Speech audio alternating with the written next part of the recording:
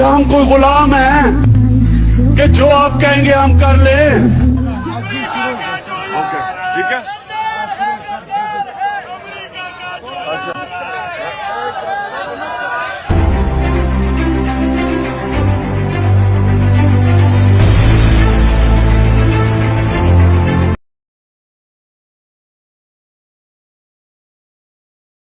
एक वक्त था کہ جب وہ اسٹیبلشمنٹ کی آنکھ کا تارا ہوا کرتے تھے، اسٹیبلشمنٹ کے انگوٹھے چوس چوس کر وہ بڑے ہوئے، اور الٹیمیٹلی جب وہ ایک صحافی کے طور پر جانے پہچانے جانے لگے اور تحریک انصاف اور اسٹیبلشمنٹ میں دوریاں پیدا ہونا شروع ہوئی، تو انہوں نے اپنی یوٹیوب کی آمدن کو پریفرنس دی، اس کو ترجیح دی، اور وہ ظاہر تحریک انصاف کی فالوئنگ کے ساتھ وابستہ تھی، اور ہم نے دیکھا کہ وہ ایک طرح کے جعلی انقلابی بن کر ہمارے سامنے۔ آپ کی کہاں پہ ملاقات ہوئی تھی؟ عمران خان کے جلسے میں۔ عمران خان کے جلسے میں ملی تھی اس سے؟ جی۔ اچھا، تو یہ عمران خان کے جلسے میں ملی؟ یہ جلسے میں جو جاتی ہے آپ، یہ ہماری عزت ہے، بیٹی ہے ہماری۔ آپ کی نہیں سنتی جانے سے؟ یہ سنتی نہیں ہے نا جانے کے لیے۔ آپ کیوں جاتی ہوں جلسے میں؟ کیوں جاتی ہوں؟ میں ملک کی تبدیلی کے لیے جاتی ہوں۔ اچھا، آپ تبدیلی کے لیے جاتی ہیں؟ جی۔ آپ باپ نے منع کرتا ہے؟ باپ نہیں جاتا، میں تو جاؤں گی نا، میں نے جانا ہے۔ جائے نہ جائے آپ نے جانا؟ جی، میں نے تو جانا ہے، میں نے ملک کے لیے کچھ کرنا ہے اور میں وہ کر کے رہوں گی۔ اچھا، بیٹی تو کہہ رہی ہے میرے کو۔ یہ ہماری بیٹی جلسے میں جاتی ہے تو عمران خان اپنی عزت لے آئے نا، ہماری عزت تو جاتی ہے دھرنے میں۔ آپ کہتے ہیں ان کی وائف جو ہے وہ کیوں نہیں آتی؟ تو آپ اس کی وائف آئے نا دھرنے میں، ہماری عزت ہے۔ وہ تو کہتے ہیں، اچھا یہ صحیح کہہ رہے ہیں کہ عمران خان کی بیوی جو ہے وہ کیوں نہیں آتی جلسے میں؟ کیونکہ وہ پردہ کرتی ہیں۔ وہ نیک ہیں؟ وہ نیک، آپ نیک نہیں ہو؟ میں بھی نیک ہوں۔ میں بتا رہی ہوں، میں ملک کی تبدیلی کے لیے کتنی عورتیں وہاں پر ہوتی ہیں۔ یہ ایک بڑا باپ نے ایک منٹ یہ ایک بڑا ویلڈ سوال اٹھایا ہے کہ عمران خان کی جو وائف ہیں وہ جلسوں اور دھرنوں میں کیوں نہیں آتی، جبکہ قوم کی بچیاں اس طرح وہ آتی ہیں، تبدیلی کے لیے آتی ہیں۔ چلے وہ اچھی بات ہے، تبدیلی چاہتی ہیں، اور آپ کی بیٹی، آپ چاہتے ہیں آپ کی بیٹی بھی پردے میں رہے؟ تو ہماری عزت نہیں ہے، ان کے بال دیکھیں کھلے ہوئے ہیں۔ سنتی نہیں آپ؟ یہ سنتی نہیں ہے نا، مانتی نہیں ہے، ہماری بات نہیں مانتی ہے۔ دل میرا ایسا کرتا ہے میں اسے مار دوں تو خود بھی مار جاؤں، یہ تو ہو سکتا یہ ہے۔ تو کہہ رہے ہیں میں دل کرتا ہے مار دوں۔ میں کیوں مروں؟ آپ مرے۔ شرم کار بے گردی حد ہوتی ہے، آپ ایسے کرتی ہیں جیسے باپ نہ نہیں ہو آپ کا۔ کیا شرم کروں؟ شرم آپ کریں۔ اب میں اتنی بڑی ہو گئی ہوں، اب آپ کا فرض بنتا ہے میری باتیں سنیں گی۔ آپ کیا بدتمیزی کرتے ہیں؟ میں لڑکوں کے پیچھے، میں کون سے لڑکوں کے پیچھے میں صرف اسی لڑکے سے پیار کرتی ہوں جو میرے ساتھ ہے، ٹھیک ہے نا؟ اب آپ نے اس سے میری شادی کروانی ہے، یہ اگر نہیں کروائی تو میں بھاگ جاؤں گی۔ تو بھاگ، میں تجھے مار دوں گا، قتل کر دوں گا میں تجھے۔ چلیں ٹھیک ہے، یہ بھی دیکھ لیتے کون کس کو قتل کرتا ہے۔ یہ میرا جو ٹاپک ہے ذرا سا فرق ہے جو انہوں نے لکھا۔ میں نے لکھا آئین، اسلام اور بنیادی حقوق۔ اب آپ کو بتاؤں گا کہ آئین پہلے کیوں آیا اور اسلام بعد میں کیوں آیا۔ کیونکہ آئین جو ہے وہ ہر شہری کو تحفظ دیتا ہے، اس میں عیسائی بھی ہیں، ہندو بھی ہیں، دوسرے مذاہب بھی ہیں، سکھ بھی ہیں، تو آئین پہلے آئے گا اور اسلام اس لیے بعد میں آئے گا۔ اسلام ہر چیز کی حفاظت کرتا ہے۔ ہاں، تم آج انسانیت کی باتیں کرتے ہو، آج باتیں کرتے ہو، میرے آقا نے 1400 سال پہلے فرما دیا کہ من قتل معاہدا من غیر کنہۃ حرم اللہ علیہ الجنہ۔ حضور نے فرمایا میری امت جس نے حکومت کر رہی ہوئے ادھی رعایا وچ کافر رہ رہے ہوئے پناہ لے کے تے بغیر وجہ تو میرے امتی مسلمان نے اس کافر نو مار دیتا ہوئے تے حضور نے فرمایا قیامت والے دن جنت اللہ اس بندے تے حرام کر دے۔ اس سے بڑی کیا جناب کافروں کے حقوق ہے؟ لیکن بغیر وجہ، ہاں یہ یاد رکھنا، من غیر کنہۃ، وجہ کوئی نہ ہوئے، بغیر وجہ تو میرا امتی مسلمان کسے کافر نو حضور دے خلاف بکواس کرے تے وجہ نہیں، چوڑا چوڑا بن کے رہے، مسلمان مسلمان بن کے رہے، ہندو ہندو بن کے رہے، عیسائی عیسائی بن کے رہے، یہودی یہودی بن کے رہے، سکھ سکھ بن کے رہے، رہنے کی اجازت ہے۔ لیکن میرے آقا کے بارے میں جو بات کرے گا وہ تو کعبے کے خلاف میں بھی رگڑا جائے گا۔ کافر رسول تو مسلمان نہیں بچ سکتا، عیسائی کیسے بچ سکتا؟ انہوں نے فرمایا بلا وجہ اگر میرا امتی کسی کافر کو مار دے، اور فرماتے ہیں قیامت والے دن میرے امتی پر اللہ جنت حرام قرار دے گا۔ پتہ ہے بیت المقدس کے موقع ہوتے فاروق اعظم جدوں یہودیاں دے کنیسے وچ دورہ فرما رہے سن تے نماز اثر دا ٹائم ہو گیا، یہودی مولویاں نے انہوں نے کہا جناب ایتھے نماز پڑھ لو، نماز دا ٹائم ہو گیا۔ فاروق اعظم فرمان لگے میں ایتھے نماز نہیں پڑھنی، تہاڈے عبادت خانے۔ میں نے پتہ ہے جب رسول اللہ نے قدم مبارک زمین پر رکھا، انہوں نے فرمایا جعلت لی الارض مسجدا وطہورا، ساری زمین مسجد بھی بن گئی تے پاک بھی بن گئی۔ عمر کو اس بات کا علم ضرور ہے، اس لیے نہیں پڑھ رہا کہ جگہ پلیت ہے، ہاں عمر اس لیے یہاں نماز نہیں پڑھے گا۔ میں نے اگر نماز پڑھ لی تو بعد میں مسلمان آ گئے کہ عمر اتنی نماز پڑھی، اسی مسجد بنانی، تسی کی کرو گے؟ یہ اقلیتوں کے حقوق ہے۔ تیسری ٹویٹ جو انہوں نے کی وہ ویڈیو تھی آئی جی پنجاب جناب ڈاکٹر عثمان انور صاحب کی، جس میں وہ رحیم یار خان میں میاں والی میں ایک دہشت گرد تنظیم کے حملے کو پسپا کرنے پر اپنے جوانوں کو شاباش دے رہے تھے کہ دشمن کا مقابلہ ایسے کرنا ہے، دشمن کو ہم نے منہ توڑ جواب دینا ہے. تو جناب نے وہ ٹویٹ اس انداز میں کی، وہ ویڈیو، کہ جیسے عثمان انور صاحب جو پی ٹی آئی کے لوگ ہیں جو ظاہر مزاحمت کر رہے تھے عمران خان صاحب کو بچانے کے لیے زمان پارک میں، یعنی ان کے متعلق کہہ رہے ہیں کہ دشمن کو ہم نے منہ توڑ جواب دینا ہے، دشمن کو حملہ کرنا ہے ہم نے دشمن کے اوپر. یعنی وہ یہ تاثر دینا چاہ رہے تھے عمران ریاض خان صاحب کہ آئی جی پنجاب پی ٹی آئی کے کارکنان کو دشمن کہہ کر پکار رہے ہیں اور ان کا منہ توڑنے کی بات کر رہے ہیں. جبکہ پھر پنجاب پولیس کے آفیشیل اکاؤنٹ نے کہا کہ یہ ویڈیو اس موقع کی نہیں تھی، اس موقع کی تھی.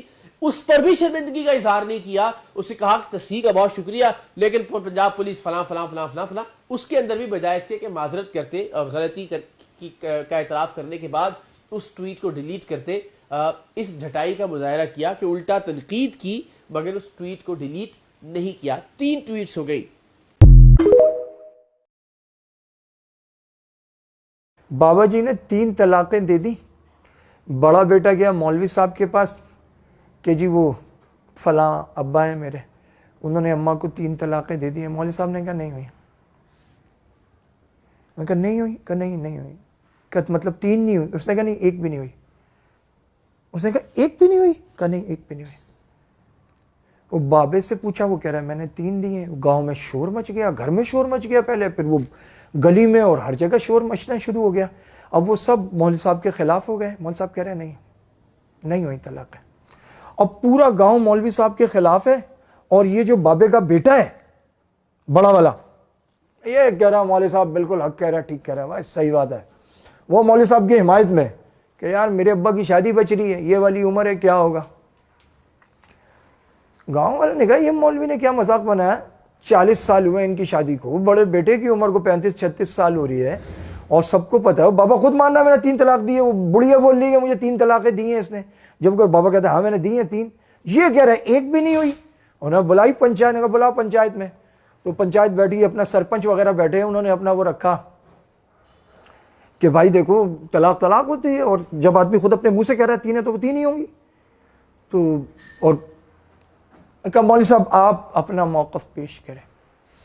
مولوی صاحب کھڑے ہوئے تو پیچھے بابے کا بڑا بیٹا جیسے پروٹوکول.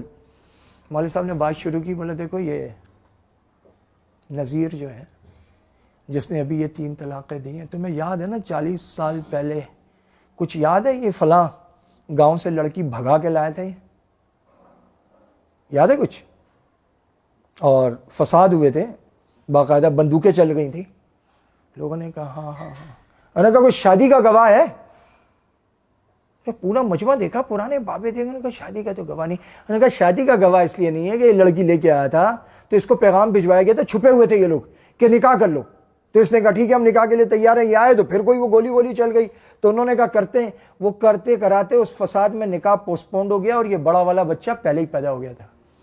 یہ جو اس وقت یہ گن مین بن کے فل پروٹوکول سے کھڑا نا میرے ساتھ، یہ نکاح سے پہلے کی پیداوار ہے. اور اس کے بعد پھر وہ نکاح ہوا ہی نہیں کیونکہ بچہ ہی ہو چکا تھا. تو اب اگر وہاں نکاح کرتے تو پتہ لگتا کہ یہ تو معاملہ کچھ اور ہے، یہ بڑا بچہ تو حلال زادہ ہی نہیں ہے. نہیں ہوا نکاح. کسی کو یاد ہے نکاح ہوا ہو؟ پورے گاؤں میں وہ بابے شابے بیٹھے، پنچایت نے کہا نہیں نکاح تو نہیں ہوا. تو بابا مولوی صاحب نے کہا کہ جب نکاح نہیں ہوا تو طلاق کہے گی. 1 طلاق بھی نہیں ہوئی.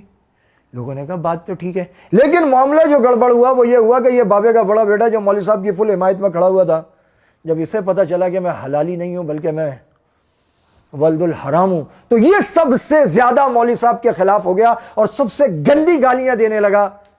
علماء کو حق بیان کرنے کی پاداش میں جو لوگ گالیاں دیتے ہیں، اگر ان کے نسب کی تحقیق ہو جائے نا تو پتہ لگ جائے گا کیوں گالیاں دیتے ہیں. خامخواہ گالیاں نہیں دیتے، بنتا ہے گالیاں دینا. 1940 کی دہائی میں ہندوستان کے صوبے اتر پردیش کے گورنر رہے. انگریز حکومت نے یہ عہدہ انہیں اہم عہدہ اس لیے عطا کیا کہ وہ مسلم لیگ اور کانگریس کی سیاست سے لا تعلق ہو کر انگریزوں کی وفاداری کا دم بھرتے تھے. نواب ستاری اپنی یادداشتیں لکھتے ہوئے انکشاف کرتے ہیں کہ ایک بار انہیں سرکاری ڈیوٹی پر لندن بلایا گیا. ان کے ایک پکے انگریز دوست نے جو ہندوستان میں کلکٹر رہ چکا تھا، نواب صاحب سے کہا آئیے آپ کو ایک ایسی جگہ کی سیر کراؤں جہاں मेरे ख्याल में आज तक कोई हिंदुस्तानी नहीं गया होगा। नवाब साहब खुश हो गए। अंग्रेज कलेक्टर ने फिर नवाब साहब से पासपोर्ट मांगा कि वो जगह देखने के लिए हुकूमत से तहरीरी इजाजत लेनी जरूरी थी। 2 रोज बाद कलेक्टर इजाजतनामा साथ ले और कहा, हम कल सुबह चलेंगे, लेकिन मेरी मोटर में सरकारी मोटर वहां ले जाने की इजाजत नहीं। अगली सुबह नवाब साहब और वो अंग्रेज मंजिल की तरफ रवाना हुए। शहर से बाहर निकलकर बाएं तरफ जंगल शुरू हो गया। जंगल में एक पतली सी सड़क मौजूद थी। जूं-जूं चलते गए जंगल घना होता गया। सड़क के दोनों जानिब ना कोई ट्रैफिक थी, ना कोई पैदल मुसाफिर। नवाब साहब हैरान बैठे इधर उधर देख रहे थे। मोटर चलते चलते आधे घंटे से ज्यादा वक्त गुजर गया। थोड़ी देर बाद एक बहुत बड़ा दरवाजा नजर आया। फिर दूर सामने एक निहायत वसी और अरीज इमारत दिखाई दी। उसके चारों तरफ कांटेदार झाड़ियां और दरख्तों की ऐसी दीवार थी जिसे अबूर करना मुमकिन न था। इमारत के चारों तरफ जबरदस्त फौजी पहरा था। इस इमारत के बाहर फौजियों ने पासपोर्ट और तहरीरी इजाजतनामा गौर से देखा और हुक्म दिया कि अपनी मोटर वहीं छोड़ दें और आगे जो फौजी मोटर खड़ी है उसमें सवार हो जाएं। नवाब साहब और अंग्रेज कलेक्टर पहरेदारों की मोटर में बैठ गए। अब फिर इस पतली सड़क पर सफर शुरू हुआ। वही घना जंगल और दोनों तरफ जंगली दीवारों की, दरख्तों की दीवारें। नवाब साहब घबराने लगे तो अंग्रेज ने कहा, बस मंजिल आने वाली है। आखिर दूर एक और सुर्ख पत्थर की बड़ी इमारत नजर आई तो फौजी ड्राइवर ने मोटर रोक दी और कहा, यहाँ से आगे आप सिर्फ पैदल जा सकते हैं। रास्ते में कलेक्टर ने नवाब साहब से कहा, याद रखें आप यहाँ सिर्फ देखने आए हैं, बोलने या सवाल करने की बिल्कुल इजाजत नहीं। इमारत के शुरू में वसी दालान था। उसके पीछे मुतअद्दिद कमरे थे। दालान में दाखिल हुए तो एक बारिश नौजवान अरबी कपड़े पहने, सर पर अरबी रुमाल लपेटे एक कमरे से निकला। दूसरे कमरे से ऐसे ही 2 नौजवान और निकले। पहले ने अरबी लहजे में अस्सलाम वालेकुम कहा, दूसरे ने वालेकुम अस्सलाम, क्या हाल है। नवाब साहब ये मंजर देखकर हैरान रह गए। कुछ पूछना चाहते थे लेकिन अंग्रेज ने फौरन इशारे से मना कर दिया। चलते चलते एक कमरे के दरवाजे पर पहुंचे। देखा कि अंदर मस्जिद जैसा फर्श बिछा है। अरबी लिबास में मलबूस मुतअद्दिद तलबा फर्श पर बैठे हैं। उनके सामने उस्ताद बिल्कुल इसी तरह बैठे सबक पढ़ा रहे हैं जैसे इस्लामी मदरसों में पढ़ाते हैं। तलबा अरबी और कभी अंग्रेजी में उस्ताद से सवाल भी करते। नवाब साहब ने देखा कि किसी कमरे में कुरान मजीद पढ़ाया जा रहा है, कहीं किरत सिखाई जा रही है, कहीं तफसीर का दर्स हो रहा है, किसी जगह बुखारी शरीफ का दर्स दिया जा रहा है और कहीं मुस्लिम शरीफ का। एक कमरे में मुसलमानों और मसीहों के दरमियान मुनाजरा हो रहा था। एक और कमरे में फ़क़ही मसाइल पर बात हो रही थी। सबसे बड़े कमरे में कुरान का तर्जुमा मुख्तलिफ जुबानों में सिखाया जा रहा था। उन्होंने नोट किया कि हर जगह बारीक मसले मसाइल पर जोर है, मसलन गुस्ल का तरीका, वुजू, रोजे, नमाज और सजदे साहब के मसाइल, विरासत और रज़ात के झगड़े, लिबास और दाढ़ी की वज़ाक़ता, गा गा कर आयात पढ़ना, गुस्ल खाने के आदाब, घर से बाहर जाना, लौंडी और गुलामों के मसाइल, हज के मनासिक, बकरा दुम्बा कैसा हो, छुरी कैसी हो, दुम्बा हलाल है या हराम, हज और कज़ा नमाजों की बहस, ईद का दिन कैसे तय किया जाए और हज का कैसे, मेज पर बैठकर खाना, पतलून पहनना जायज है या नाजायज, औरत की पाकी और नापाकी के झगड़े, हुजूर की मेराज रूहानी थी या जिस्मानी, इमाम के पीछे सूरह फातिहा पढ़ी जाए या नहीं, तरावी 8 है या 20, नमाज के दौरान वुजू किया जाए तो आदमी क्या करे, वुजू टूट जाए तो आदमी क्या करे, सूद मुफरत जायज है या नाजायज वगैरह। एक उस्ताद ने सवाल किया, पहले अरबी फिर अंग्रेजी में, नहायत चुस्ता उर्दू में। जमात अब ये बताए कि नजर बद, तावीज गंडा आसेब का साया बरहक है या नहीं। 35-40 की जमात बैक वक्त बैक आवाज पहले अंग्रेजी में बोली ट्रू ट्रू, फिर अरबी में यही जवाब और फिर उर्दू में। एक तालिब इल्म ने खड़े होकर कहा, अल उस्ताद, नीयत जरूरी है तो मुर्दा लोगों का हज बदल कैसे हो सकता है? यानी अगर हज के लिए नीयत जरूरी है या किसी भी काम के लिए नीयत जरूरी है तो मुर्दा लोगों का हज बदल कैसे हो सकता है? कुरान तो कहता है हर शख्स अपने अमाल का जिम्मेदार है। उस्ताद बोले, कुरान की बात मत करो, रिवायात, विर्द और इस्तिखारे में मुसलमानों का ईमान पक्का करो, सितारों, हाथ की लकीरों, मुकद्दर और नसीब में उन्हें उलझाओ। ये सब देखकर वो वापस हुए तो नवाब सितारी ने अंग्रेज कलेक्टर से पूछा, इतने अजीम दीनी मदरसे को आपने क्यों छुपा रखा है? अंग्रेज ने कहा, अरे भाई, इन सब में कोई मुसलमान नहीं, ये सब ईसाई हैं। तालीम मुकम्मल होने पर इन्हें मुसलमान मुल्कों, खुसूसन मशरिक़ वसता, तुर्की, ईरान और हिंदुस्तान भेज दिया जाता है। वहां पहुंचकर ये किसी बड़ी मस्जिद में नमाज पढ़ते हैं, फिर नमाजियों से कहते हैं कि वो यूरोपी मुसलमान हैं। उन्होंने मिस्र की जामे और अजहर में तालीम पाई है और मुकम्मल आलिम हैं। यूरोप में इतने इस्लामी इदारे मौजूद नहीं कि वो तालीम दे सकें। वो सिर्फ 10 तनख्वाह नहीं चाहते, सिर्फ खाना, सर छुपाने की जगह दरकार है। پھر وہ مؤذن پیش امام بچوں کے لیے قرآن پڑھانے کے طور پر اپنی خدمات پیش کرتے ہیں. تعلیمی ادارہ ہو تو اس میں استاد مقرر ہو جاتے ہیں، جمعہ کے خطبے تک دیتے ہیں. نواب صاحب کے انگریز مہمان نے انہیں یہ بتا کر حیران کر دیا کہ عظیم مدرسے کے بنیادی اہداف یہ ہیں: مسلمانوں کو روایات، ذکر کے وظیفوں اور نظری مسائل میں الجھا کر قرآن سے دور رکھا جائے. حضور اکرم صلی اللہ علیہ وآلہ وسلم کا درجہ جس طرح بھی ہو سکے گھٹایا جائے. کبھی یہ کہو کہ آپ صلی اللہ علیہ وآلہ وسلم نعوذ باللہ رجل مسحور یعنی جادو زدہ تھے. اس انگریز نے یہ انکشاف بھی کیا کہ 1920 میں رنگیلا رسول نامی کتاب راجپال سے اسی ادارے نے لکھوائی تھی. اس طرح کئی برس پہلے مرزا غلام احمد قادیانی کو جھوٹا نبی بنا کر کھڑا کرنے والا یہی ادارہ تھا.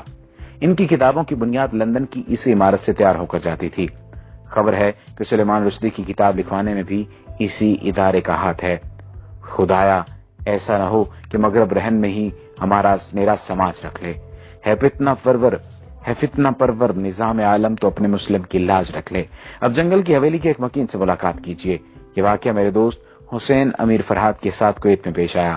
واقعہ انہی کی زبانی سنیے. یہ 1979 کا واقعہ ہے.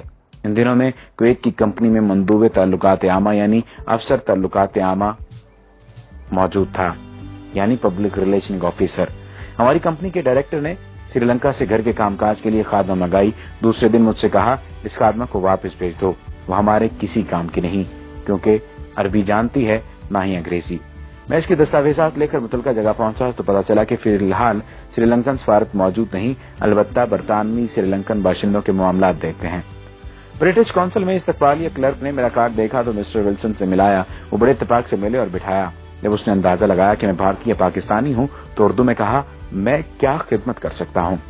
میں نے سری لنکن خادمہ کے متعلق بتایا تو اس نے کہا کوئی مسئلہ نہیں، اسے ہم رکھ لیں گے، آپ کا جو خرچ آیا وہ ہم ادا کریں گے. یہ بتاؤ کہاں کے رہنے والے ہو؟ میں نے کہا پاکستان. وہ بولا وہ تو بہت بڑا ملک ہے. میں نے کہا پشاور کا رہنے والا ہوں. پشتو میں پوچھا کون سی جگہ؟ میں نے بتایا نوشہرہ. جب میں نے گاؤں کا نام بتایا تو اس کی آنکھوں میں عجیب چمک پیدا ہو گئی. پھر وہ مختلف لوگوں کو پوچھنے لگا. میں نے بتایا کہ کون مر گیا ہے اور کون زندہ ہے. میں نے سوچا ہو سکتا ہے یہ نوشہرہ چھاونی میں ملازمت کرتا رہا ہو، لیکن اس کی عمر زیادہ نہیں تھی. اس نے کہا کچھ اور کہانی سنائی. پھر اس نے کافی منگائی. پھر انٹرکام پر کلرک سے کہا کہ اس کے پاس کسی کو مت بھیجنا. وہ اتنا خوش تھا کہ میں بیان نہیں کر سکتا تھا. اس کی خوشی دیدنی تھی. کافی کے دوران اس نے بتایا میں آپ کے گاؤں محلہ عیسیٰ خیل میں 4 سال تک پیش امام رہا ہوں. میں نے پوچھا کیا آپ مسلمان ہیں؟ وہ بولا میں نے 4 سال تک آپ کے گاؤں کا نمک کھایا ہے. آپ کے گاؤں والوں نے مجھے بڑی عزت دی. میں آپ سے جھوٹ نہیں بولوں گا، میں عیسائی ہوں یعنی اہل کتاب. اس کے بعد میرا اس کے ہاں آنا جانا رہا. وہ مجھے اپنا ہم وطن سمجھتا رہا اور تقریباً میرا ہم عمر تھا. تعجب کی بات یہ ہے کہ وہ ہمارے ہاں پاکستان بننے کے بعد رہا تھا.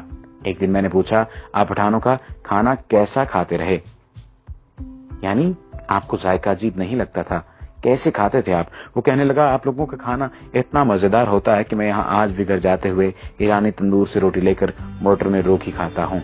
جب میں کویت سے پاکستان آ رہا تھا تو میں نے اس سے وہی سوال پوچھا جس سے وہ ہمیشہ ٹالتا رہتا تھا.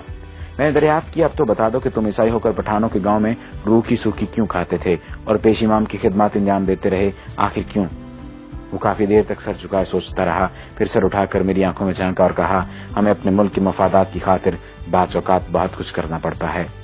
ہمارے ہاں لندن کے مضافات میں ایک مرکز ہے جہاں شکل و شبہات دے کر انگریزوں کو بیرونی مذاہب اور زبانوں کی تعلیم دی جاتی ہے.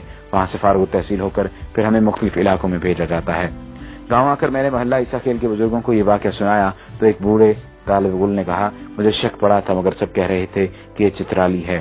وہاں اکثر چترالی مولوی پیش امام ہیں، وہ بھی گورے ہیں بالکل انگریزوں کی طرح. پھر طالب علم نے کہا چلو بھائی اب 4 سال کی نمازیں لوٹائیں جو ہم نے انگریز کے پیچھے پڑھی. کھانا خراب ہو اس کا. جب میں نے جنگل کی حویلی کے متعلق پڑھا تو مجھے یقین ہو گیا کہ مسٹر بیلن ضرور جنگل کی حویلی کا پروردہ تھا. یہ مضمون 90 کی دہائی میں اردو ڈائجسٹ میں شائع ہوا تھا. یہود و ہنود کی سازشیں بدستور جاری ہیں. یہ مضمون اس نیت سے ضروری ترمیم اور اضافے کے ساتھ دوبارہ بھی شائع کیا گیا تاکہ سادہ لو مسلمان باخبر رہیں کہ دشمن انہیں کمزور کرنے کے لیے